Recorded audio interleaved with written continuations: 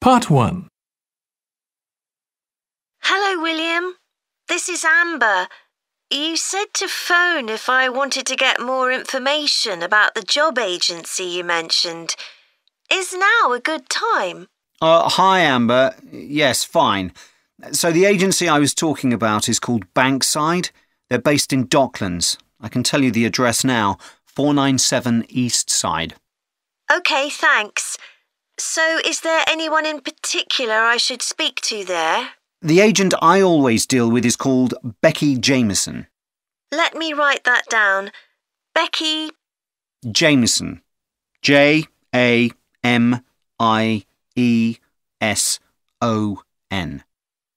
Do you have her direct line? Yes, it's in my contacts somewhere. Right, here we are. 07866 510 333. I wouldn't call her until the afternoon if I were you. She's always really busy in the morning trying to fill last-minute vacancies. She's really helpful and friendly, so I'm sure it would be worth getting in touch with her for an informal chat. It's mainly clerical and admin jobs they deal with, isn't it? That's right. I know you're hoping to find a full-time job in the media eventually, but Becky mostly recruits temporary staff for the finance sector, which will look good on your CV and generally pays better too. Yeah, I'm just a bit worried because I don't have much office experience. I wouldn't worry. They'll probably start you as a receptionist or something like that. So what's important for that kind of job isn't so much having business skills or knowing lots of different computer systems. It's communication that really matters, so you'd be fine there. And you'll pick up office skills really quickly on the job. It's not that complicated. OK, good. So how long do people generally need temporary staff for? It would be great if I could get something lasting at least a month. That shouldn't be too difficult. But you're more likely to be offered something for a week at first, which might get extended. It's unusual to be sent somewhere for just a day or two. Right. I've heard the pay isn't too bad. Better than working in a shop or a restaurant. Oh, yes, definitely. The hourly rate is about £10, $11 if you're lucky. That's pretty good. I was only expecting to get £8 or £9 an hour. Do you want me to tell you anything about the registration process? Yes, please. I know you have to have an interview. The interview usually takes about an hour, and you should arrange that about a week in advance. I suppose I should dress smartly if it's for office work. I can probably borrow a suit from Mum. Good idea. It's better to look too smart than too casual. Will I need to bring copies of my exam certificates or anything like that? No, they don't need to see those, I don't think. What about my passport? Oh, yes, they will ask to see that. OK. I wouldn't get stressed about the interview, though. It's just a chance for them to build a relationship with you, so they can try and match you to a job which you'll like. So there are questions about personality that they always ask candidates, fairly basic ones. And they probably won't ask anything too difficult, like what your plans are for the future. Hope not. Anyway, there are lots of benefits to using an agency. For example, the interview will be useful because they'll give you feedback on your performance so you can improve next time. And they'll have access to jobs which aren't advertised. Exactly. Most temporary jobs aren't advertised. And I expect finding a temporary job this way takes a lot less time. It's much easier than ringing up individual companies. Yes, indeed. Well, I think I've covered it. Part 2. Good morning. My name's Erica Matthews, and I'm the owner of Matthews Island Holidays, a company set up by my parents. Thank you for coming to this presentation, in which I hope to interest you in what we have to offer. We're a small family-run company, and we believe in the importance of the personal touch. So we don't aim to compete with other companies on the number of customers. What we do is build on our many years' experience, more than almost any other rail holiday company, to ensure we provide perfect holidays in a small number of destinations, which we've got to know extremely well. I'll start with our 6-day Isle of Man holiday. This is a fascinating island in the Irish Sea, with Wales to the south, England to the east, Scotland to the north, and Northern Ireland to the west. Our holiday starts in Heysham, where your tour manager will meet you. Then you'll travel by ferry to the Isle of Man. Some people prefer to fly from Luton instead, and another popular option is to go by train to Liverpool and take a ferry from there. You have 5 nights in the hotel, and the price covers 5 breakfasts and dinners and lunch on the 3 days when there are organised trips. Day 4 is free, and most people have lunch in a cafe or restaurant in Douglas. The price of the holiday includes the ferry to the Isle of Man, all travel on the island, the hotel, and the meals I've mentioned.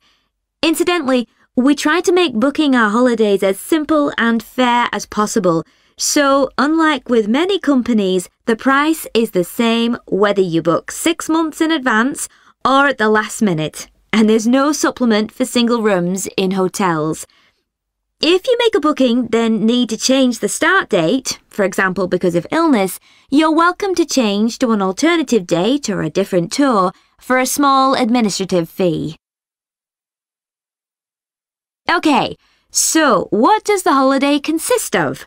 Well, on day 1, you'll arrive in time for a short introduction by your tour manager, followed by dinner in the hotel. The dining room looks out at the river, close to where it flows into the harbour, and there's usually plenty of activity going on. On day 2, you'll take the coach to the small town of Peel, on the way calling in at the Tynwald exhibition. The Isle of Man isn't part of the United Kingdom, and it has its own parliament called Tynwald. It's claimed that this is the world's oldest parliament that's still functioning, and that it dates back to 979. However, the earliest surviving reference to it is from 1422, so perhaps it isn't quite as old as it claims. Day 3, we have a trip to the mountain Snaefell. This begins with a leisurely ride along the promenade in Douglas in a horse-drawn tram. Then you board an electric train which takes you to the fishing village of Laxey. From there, it's an 8-kilometre ride in the Snaefell Mountain Railway to the top. Lunch will be in the cafe, giving you spectacular views of the island. Day 4 is free for you to explore, using the pass which we'll give you. So you won't have to pay for travel on local transport or for entrance to the island's heritage sites. Or you might just want to take it easy in Douglas and perhaps do a little light shopping. The last full day, day 5, is for some people the highlight of the holiday, with a ride on the steam railway from Douglas to Port Erin. After some time to explore, a coach will take you to the headland that overlooks the Calf of Man, a small island just off the coast. From there, you continue to Castletown, which used to be the capital of the Isle of Man and its medieval castle. And on day 6, it's back to the ferry, or the airport if you flew to the island, and time to go home. Now, I'd like to tell you a bit more. Part 3. Ed, how are you getting on with the reading for our presentation next week? Well, OK, Ruth, but there's so much of it. I know. I hadn't realised birth order was such a popular area of research. But the stuff on birth order and personality is mostly unreliable. From what I've been reading, a lot of the claims about how your position in the family determines certain personality traits are just stereotypes, with no robust evidence to support them. OK, but that's an interesting point. We could start by outlining what previous research has shown. There are studies going back over 100 years. Yeah, so we could just run through some of the typical traits. Like the consensus seems to be that oldest children are generally less well-adjusted because they never get over the arrival of a younger sibling. Right, but on a positive note, some studies claim that they were thought to be good at nurturing. Certainly in the past, when people had large families, They would have been expected to look after the younger ones. There isn't such a clear picture for middle children, but one trait that a lot of the studies mention is that they are easier to get on with than older or younger siblings. Generally eager to please and helpful, although that's certainly not accurate as far as my family goes. My middle brother was a nightmare, always causing fights and envious of whatever I had. As I said, none of this seems to relate to my own experience. I'm the youngest in my family, and I don't recognise myself in any of the studies I've read about. I'm supposed to have been a sociable and confident child who made friends easily, but I was actually terribly shy. Really? That's funny. There have been hundreds of studies on twins, but mostly about nurture versus nature. There was one on personality which said that a twin is likely to be quite shy in social situations because they always have their twin around to depend on for support. My cousins were like that when they were small. They were only interested in each other and found it hard to engage with other kids. They're fine now, though. Only children have had a really bad press. A lot of studies have branded them as loners who think the world revolves around them because they've never had to fight for their parents' attention. That does seem a bit harsh. One category I hadn't considered before was children with much older siblings. A couple of studies mentioned that these children grow up more quickly and are expected to do basic things for themselves, like getting dressed. I can see how that might be true, although I expect they're sometimes the exact opposite, playing the baby role and clamouring for special treatment. What was the problem with most of these studies, do you think? I think it was because, in a lot of cases, data was collected from only one sibling per family, who rated him or herself and his or her siblings at the same time. Some of the old research into the relationship between birth order and academic achievement has been proved to be accurate, though. Performances in intelligence tests declined slightly from the eldest child to his or her younger siblings. This has been proved in lots of recent studies. Yes, although what many of them didn't take into consideration was family size. The more siblings there are, the likelier the family is to have a low socio-economic status, which can also account for differences between siblings in academic performance. The oldest boy might be given more opportunities than his younger sisters, for example. Exactly. But the main reason for the marginally higher academic performance of oldest children is quite surprising, I think. It's not only that they benefit intellectually from extra attention at a young age, which is what I would have expected. It's that they benefit from being teachers for their younger siblings by verbalising processes. Right. And this gives them status and confidence, which again contributes in a small way to better performance. So, would you say sibling rivalry has been a useful thing for you? I think so. My younger brother was incredibly annoying, and we fought a lot. But I think this has made me a stronger person. I know how to defend myself. We had some terrible arguments, and I would have died rather than apologise to him. But we had to put up with each other, and most of the time we coexisted amicably enough. Yes, my situation was pretty similar. But I don't think having two older brothers made me any less selfish. I was never prepared to let my brothers use any of my stuff. That's perfectly normal, Part 4.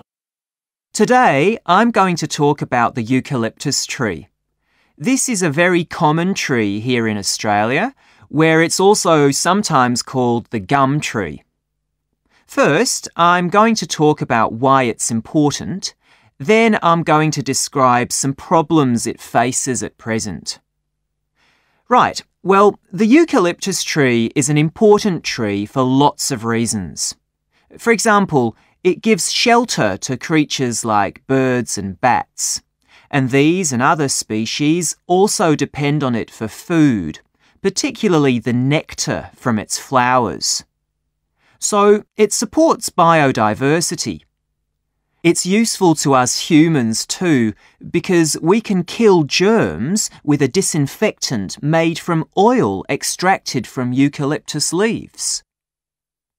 The eucalyptus grows all over Australia, and the trees can live for up to 400 years. So it's alarming that all across the country, numbers of eucalyptus are falling because the trees are dying off prematurely. So what are the reasons for this? One possible reason is disease. As far back as the 1970s, the trees started getting a disease called Mundula yellows. The tree's leaves would gradually turn yellow, then the tree would die. It wasn't until 2004 that they found the cause of the problem was lime, or calcium hydroxide, to give it its proper chemical name, which was being used in the construction of roads. The lime was being washed away into the ground and affecting the roots of the eucalyptus trees nearby. What it was doing was preventing the trees from sucking up the iron they needed for healthy growth. When this was injected back into the affected trees, they immediately recovered. But this problem only affected a relatively small number of trees. By 2000, huge numbers of eucalyptus were dying along Australia's east coast of a disease known as bell miner-associated dieback. The bell miner is a bird, and the disease seems to be common where there are high populations of bell miners. Again, it's the leaves of the trees that are affected. What happens is that insects settle on the leaves and eat their way round them, destroying them as they go, and at the same time they secrete a solution which has sugar in it. The bell miner birds really like this solution, and in order to get as much as possible, they keep away other creatures that might try to get it. So these birds and insects flourish at the expense of other species, and eventually so much damage is done to the leaves that the tree dies. But experts say that trees can start looking sick before any sign of bell miner-associated dieback. So it looks as if the problem might have another explanation. One possibility is that it's to do with the huge bushfires that we have in Australia. A theory proposed over 40 years ago by ecologist William Jackson is that the frequency of bushfires in a particular region affects the type of vegetation that grows there. If there are very frequent bushfires in a region, this encourages grass to grow afterwards, while if the bushfires are rather less frequent, this results in the growth of eucalyptus forests. So why is this? Why do fairly frequent bushfires actually support the growth of eucalyptus? Well, one reason is that the fire stops the growth of other species which would consume water needed by eucalyptus trees. And there's another reason. If these other quick-growing species of bushes and plants are allowed to proliferate, they harm the eucalyptus in another way by affecting the composition of the soil and removing nutrients from it. So some bushfires are actually essential for the eucalyptus to survive as long as they are not too frequent. In fact, there's evidence that Australia's Indigenous people practiced regular burning of bushland for thousands of years before the arrival of the Europeans. But since Europeans arrived on the continent, the number of bushfires has been strictly controlled. Now, scientists believe that this reduced frequency of bushfires to low levels has led to what's known as dry rainforest, which seems an odd name as usually we associate tropical rainforest with wet conditions. And what's special about this type of rainforest? Well, unlike tropical rainforest, which is a rich ecosystem, this type of ecosystem is usually a simple one. It has very thick, dense vegetation, but not much variety of species. The vegetation provides lots of shade, So one species that does find it ideal is the bell myna bird, which builds its nests in the undergrowth there. But again, that's not helpful for the eucalyptus tree.